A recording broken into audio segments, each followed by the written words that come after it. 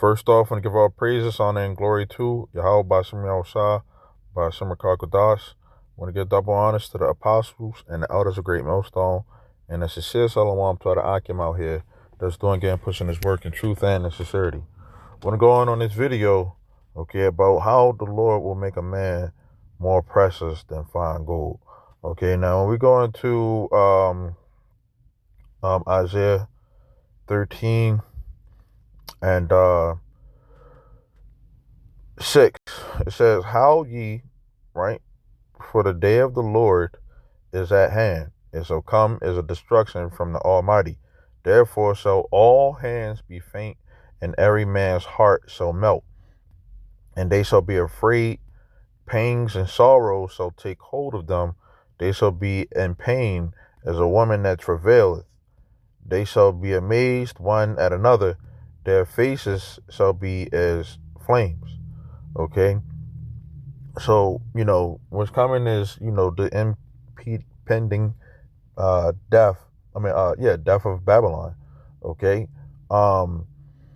It says, "Behold, the day of the Lord comes, cruel both with wrath and fierce anger, to lay the land desolate, and he shall destroy the sinners thereof out of it. For the stars of heaven," and that's one of the things right there. The Lord is going to destroy these sinners, the wicked, out of the this place. Okay? It says, "For the stars of heaven and the constellations thereof shall not give their light. The sun shall be darkened in his going forth, and the moon shall not cause her light to shine. And I will punish the wicked for their evil, and the wicked for their iniquity, and I will cause the arrogancy of the proud to cease, and will lay low the haughtiness of the terrible." Okay, and it says, "I will make a man more precious than fine gold, even a man than the golden wedge of Ophir." Right? Now, ask ChatGPT, okay, how will the Lord make a man more valuable than fine gold? Okay. It says Isaiah 13 is a prophecy against Babylon, representing not only ancient Babylon, but also future Babylon the Great, a symbol of powerful, corrupt nations or empires that rebel against God. Right? The chapter describes God's judgment day, when he punishes the wicked and brings great destruction to the earth. Right? It says, when make a man more precious than fine gold. When God, Yahweh Shemel says he'll make a man more precious than gold, it means righteous men will become extremely rare and valuable during the time of his judgment. Okay? It says scarcity of righteous men. Just like pure gold is rare and highly valued, a faithful, godly man will be rare when judgment falls. Many will perish, and only those who are truly obedient and purified by God will remain.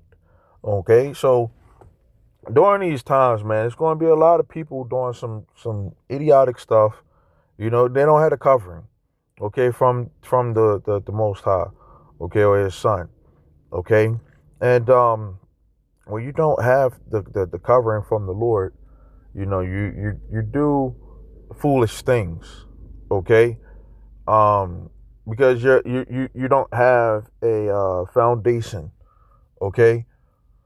So these people who don't have a foundation, they're gonna get rooted up, and get put to death, and ultimately it's the Lord that's gonna be doing it, okay. But it says refinement through trials, gold will purify His chosen men like gold in the fire. I mean, yeah, God will purify His chosen men like gold in the fire through suffering, discipline, and testing. Okay? Those who endure will shine brighter than gold. Okay? Um, Zechariah 13. Okay? Let's try to get that. Because that's an important scripture, okay, to talk about. Okay? Zechariah 13 and 8. And it says, "And it shall come to pass that in all the land, saith the Lord, two parts therein shall be cut off and die. but the third shall be left therein. Okay, so 2/3 of our people going to get put to death. Okay, it says, and I will bring the third part through the fire, and will refine them as silver is refined, and will try them as gold is tried. And they shall call on my name, and I will hear them. I will say, it is my people, and they shall say, the Lord is my God. Okay, so calling on the name of the Lord and having that protection from the Lord, okay, is a valuable thing. Okay, you can't discredit that. Okay, and who cares whether people try to? Okay, because this faith is not about whether these people believe it or not. Because at the end of the day, the unfaithful gonna die in their unfaithfulness. Okay, and they're gonna realize that it's the Lord that put them to death. Okay, but those who are alive and remain, who have the elect, they're gonna get it. It says the restoration of true value in this corrupt world. Wicked men often seem more powerful, while righteous men are ignored.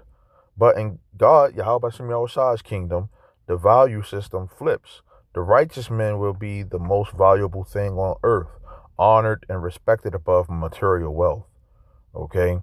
Right now, people just look at us, they misuse us and all that, It says, uh, 4, symbol of leadership and strength. When chaos and destruction hit, true men of the Lord, strong in faith, wisdom, and righteousness, will stand as pillars among the ruins. Their spiritual strength will make them more valuable than gold or riches. Okay? Knowledge and wisdom shall be the stability of thy times. Okay? And, brothers is going to kick it into a whole nother gear when this judgment starts coming.